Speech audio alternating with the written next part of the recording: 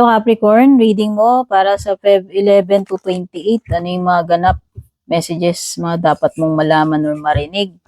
Kung gusto mo malaman yan, keep on watching. Sun, Moon, Rising, Venus, Cross Watchers. All genders welcome dito. Wala akong pinipili rito. Lahat ay welcome. Yun ang ibig sabihin. So, ito ay timeless reading din naman. Kung lumipas man yung Feb 11 to 28 na yan, as long as nakarating yung reading ko, valid dyan lahat na reading ko rito ay timeless. Maraming salamat sa oras mo, Capricorn. Napadpad ka man dito or napadpad sa'yo yung reading ko para manood. Bago ka man dito or matagal na, malaking tulong po yung inyong pag-subscribe sa aking channel, pag-follow sa aking page, yung inyong pagla-like sa mga video ko at pagko-comment na rin dyan at pag-share. Na-appreciate ko po lahat ng suporta ninyo.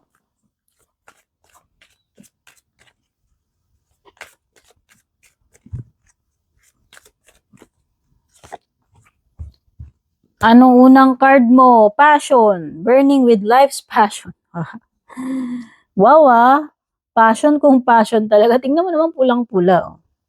Capricorn. Oh, parang Leo energy ito eh. No? Very fiery, may lion. Baka meron kang Leo sa iyong chart. No? Wow, so ito ay naglalagablab na passion. Whether passion mo sa ginagawa mo, nandoon talaga yung pagiging persistent, pagiging enthusiastic mo dyan. Meron something very, very passionate, exciting dito sa energy na ito. Whether ito ay isang connection or whether ito na yung simpleng passion pagdating sa pagtatrabaho mo, sa creative work. Oh, halimbawa, ano ka, musician, di ko alam eh. Something related sa passion mo na dapat yun ay nino-nurture mo para mag-grow. Kung naman ito, kung saan ka passionate about, no? So, yan. Ano pa? Papatay ibang cards. Follow your passion, siguro. Kung hindi mo pa fina-follow yung passion mo. Kasi 'di ba? Effective tayo kung saan tayo magaling eh. So, kung meron kang mga gustong i-pursue sa buhay mo, mga pangarap mo, mga activities, 'di ba? Hobbies, etc. Pursue mo yung passion mo. Kasi 'di ba pag may bagay na halimbawa sa course, ano yung gusto mong i-take na course? O halimbawa mas gusto mo kasing maging artist kaysa maging doktor. Eh nandun yung gift mo eh. Halimbawa, magaling ka sa music, sa instruments, magaling ka sa drawing, painting, pagkanta, filmmaking. Nandun yung passion mo eh. So yun yung i-nurture mo para sa akin, ha? Opinion ko yun. Wala lang, parang sayang naman yung gifts mo, yung talents mo, yung passion mo kung natutulog lang, tapos pipilitin mo yung sarili mo na gawin. Yung mga bagay na hindi naman talaga yun yung passion mo, na hindi ka naman talaga ganun kagaling dun, ka-gifted, or ka-interesado. Hindi naman sa sinasabi ko na hindi ka na pwedeng maging successful kung napunta ka sa larangan na hindi yun yung passion mo. Pero kasi, mas fulfilling, for sure, at mas less alam mo yung less chore sa'yo kung yung ginagawa mo yung something na ikaw ay passionate about. Yun lang naman yun. Diba, Capricorn?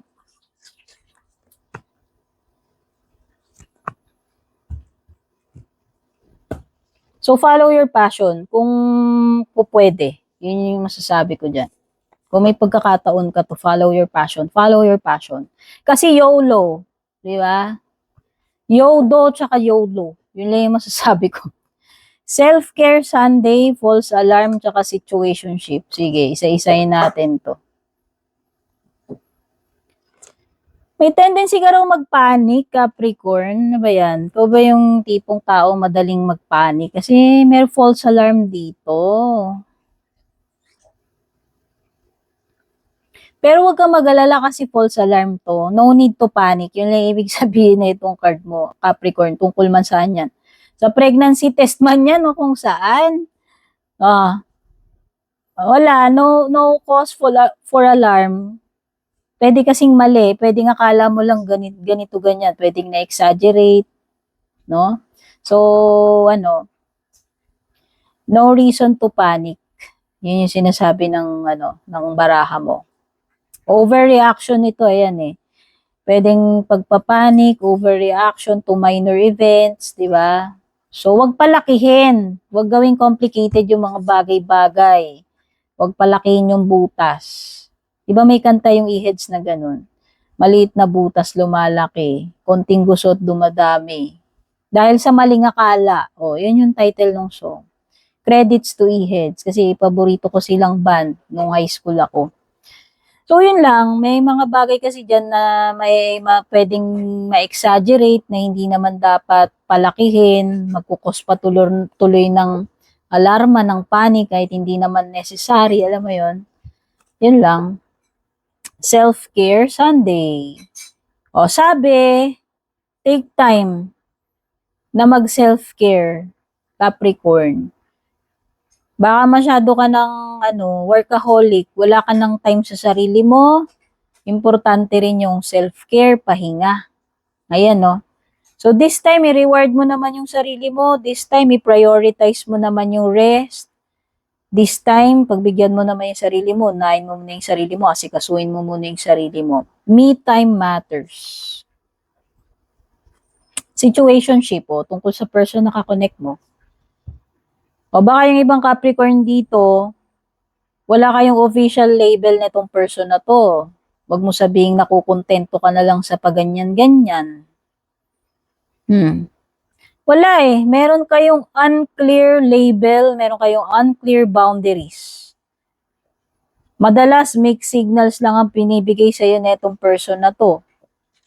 Parang ang pakiwari mo, more than friends kayo, pero less than lovers. Kasi hindi ka naman niya binibigyan ng title or label sa buhay niya. So, ano yun? What are we? Ayun, no? Situationship. O, baka iba nasa situationship kayo eh. Iyan pa natin.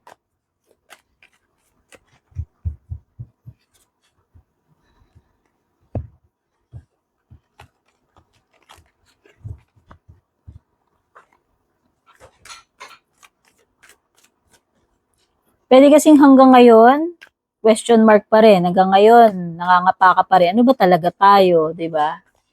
O.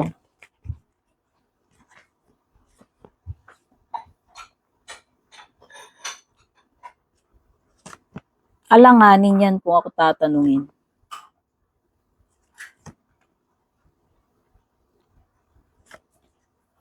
Okay, dami mong majors dito. Wow! Halos lahat major.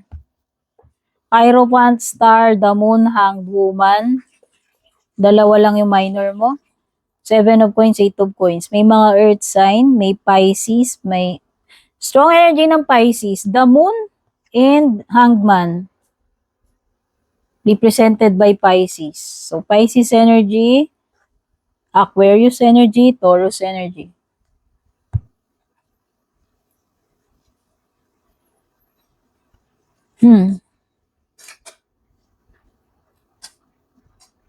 Merong mga may energy dito na parang siya eh. Parang wag ka munang maingay. Capricorn. Low-key lang. Tahimik ka lang muna. Shh, ayan, tignan mo. Shh, yung expression ni Moon card. Parang atin-atin lang, tahimik ka lang muna, wag ka munang maingay dyan,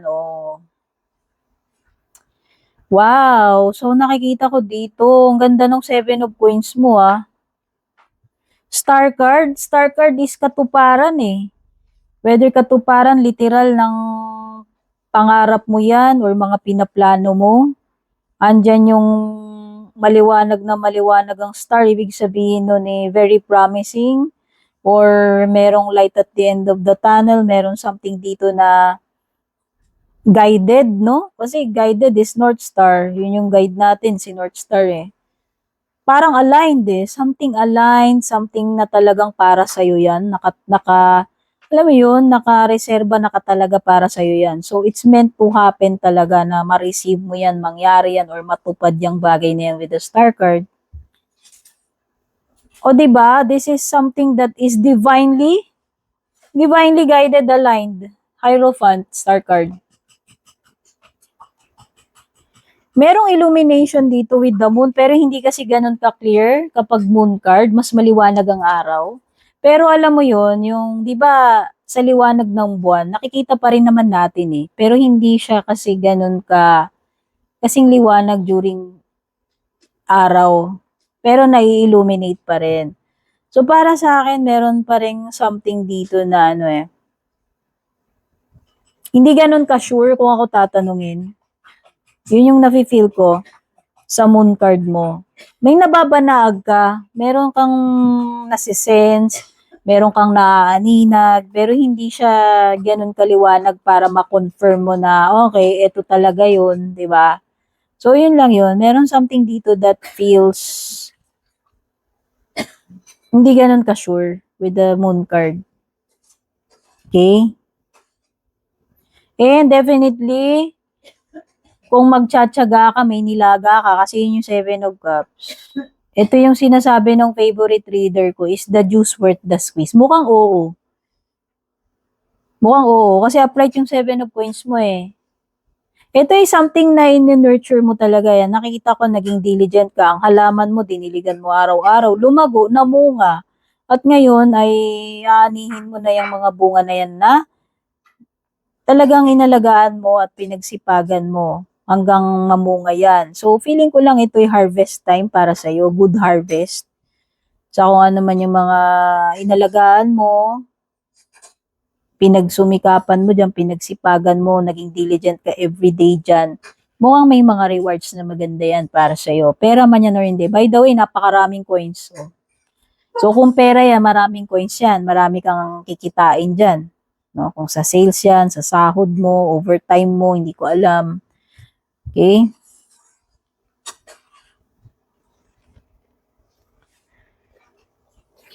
Mukhang may enlighten ka about something, Capricorn, kasi hanged woman yan. Tingin ko meron something dito na mababago yung the way ng pag-view mo about things.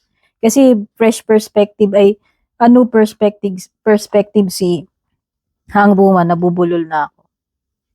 Basta meron something dito na magbabago yung paningin mo, pananaw mo pagdating dito sa bagay na to, situation or tao, kung tao man yan. Merong something na about to be discovered sa moon.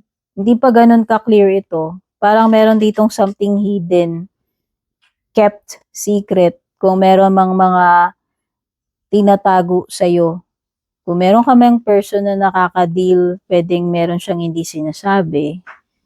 Pero huwag kang mag-alala kasi marireveal din yan. Ayan nga, mabibigyan liwanag yan sa'yo Magsisimula ng mag-iba yung pananaw mo, paningin mo tungkol dito sa bagay na to. Once na mangyari na yung hangman na yan, hangwoman. Hierophant, madalas associated sa marriage yan.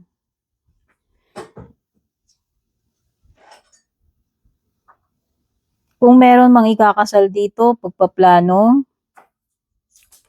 okay. Whether ikaw yung ikakasal or family member. Pero kasi ang Hierophant is parang pagle-level up din ito ng kamalayan mo Actually, sa spiritual. Pwedeng ito yung mga, di ba, merong something dito na nag-evolve, nagbago yung pananaw mo. Pwedeng religious beliefs, values, basta yung mga something related sa spiritual. Okay? Pwedeng yun yung nag-iiba sa'yo, mag-iiba, kung mangyayari pa lang yan. Alam mo, kung love life ito, sa tingin ko lang, etong situationship na yan, wala yan, nalalabuan ako dyan. Especially, nandyan yung moon card, no? So, feel ko lang hindi yan yung person meron kasi ako na-detect na energy dito na maaaring yun yung possible na mapangasawa mo. Okay, pero mukhang hindi yun. Kasi nga, ginagawa ka lang situationship nun. Kaya kung yan yung current relationship mo, ay, wala nga pala kayong relationship. Sorry naman, situationship. Kaya kung sino man yung kakonect mo na yan, mukhang hindi siya yung magdadala sa'yo sa dambana ng simbahan. Hindi yan yun. Siguro ibang person to. Ito talaga yung naka-align sa'yo eh. Baka si Taurus yan, si Aquarius, or si Pisces.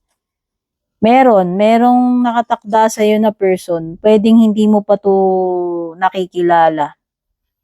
Baka sa future mo pa to darating. Maging patient ka lang. Ayan, no? Maging patient ka lang, huwag kang magmadali. Kasi kung talagang para sa'yo, di ba, yung sinabi ko eh, kung para sa'yo, aligned eh. Nasa divine timing na lang talaga yan eh. Yun yung parang parang may eye-opener dito sa hanged woman mo.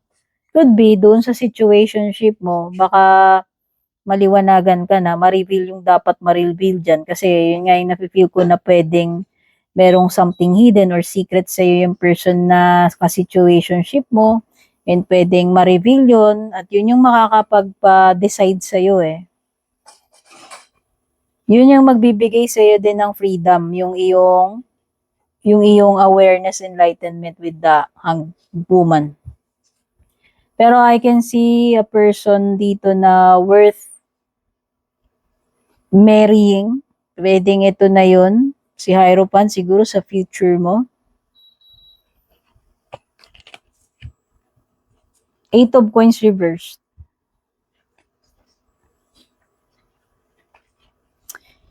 Yung iba dito, huwag niyo i-commit yung sarili niyo sa mga trabaho, orders na hindi niyo kayang. Kung di mo sure kung madedeliver mo, huwag ka tumanggap ng napakarami. Unang-una, pwedeng hindi mo ma-deliver lahat yan sa tamang oras, sa deadline, yung mga commitments na yan. Yun na naman nakikita ko. Make sure na yung tatanggap ka, kukunin mo yung kaya mo lang i-deliver sa ngayon. Okay? Bago ka pumasok sa mga ganyang commitment, especially sa business, sa pera. Okay? Papatay ng mga round cards para sa iyong mga paparating na energies na iba. Wow, Bell. Teapot.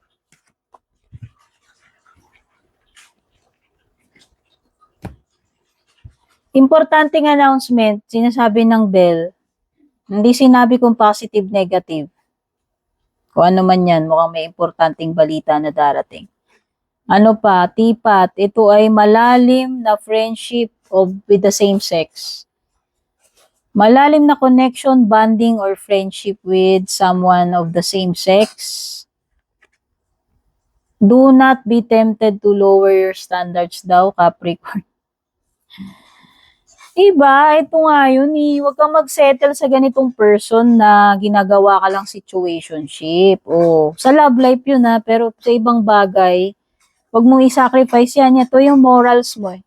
Morals, values, standards mo, huwag mo i-sacrifice yun. Huwag mo ibaba yun. Okay?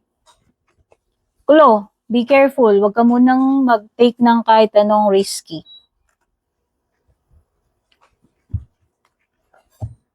Kuha na tayo ng mga closing messages.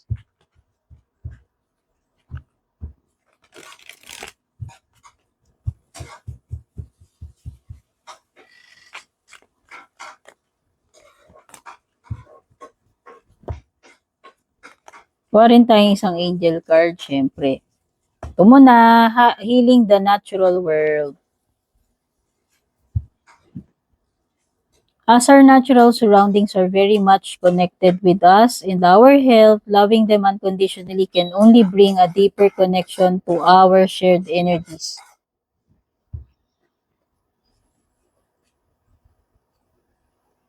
As our natural surroundings are very much connected with us and our health, loving them unconditionally can only bring a deeper connection to our shared energies. Helping to protect and create a safe haven for the animal kingdom will bring guidance to your own life. Affirmation, I am connected to the animal kingdom. Something about nature tsaka animals. Parang, kasi sabi nila pag nag-engage tayo sa nature ay nakakabuti i-ground yung energies natin, maaaring nagbibigay ng healing energy. So it could be na itong card na to is telling you, Capricorn, na maganda rin na mag-ano ka rin, explore ka ng nature, or kung merong kang pets, ganyan, alam mo yon, could be na makakatulong yan para ma-uplift yung energies mo or mag-heal ka. Kung kailangan mo man ng healing. Kumbaga, kung kailangan mo ng healing, may key role yung mga natural remedies or nature or animals. Ano yung angel message mo? Oh, love is the answer, sabi dito. You are loved by many. Make them your focus. In this way, you will find joy. Huwag kang mag-focus dun sa mga etyoserang frag na hindi ka naman love, yung mga basher mo. Mas mag-focus ka dun sa mga tao na nagmamahal sa'yo. Yun naman ang importante. God bless, babush.